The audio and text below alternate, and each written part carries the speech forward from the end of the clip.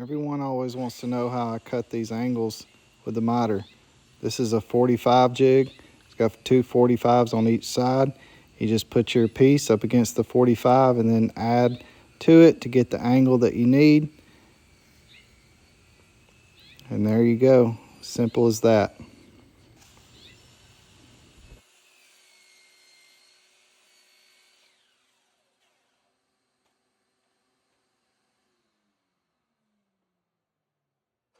And if you need to know what the angle actually is, well, the plans tell me that. So there's no guessing.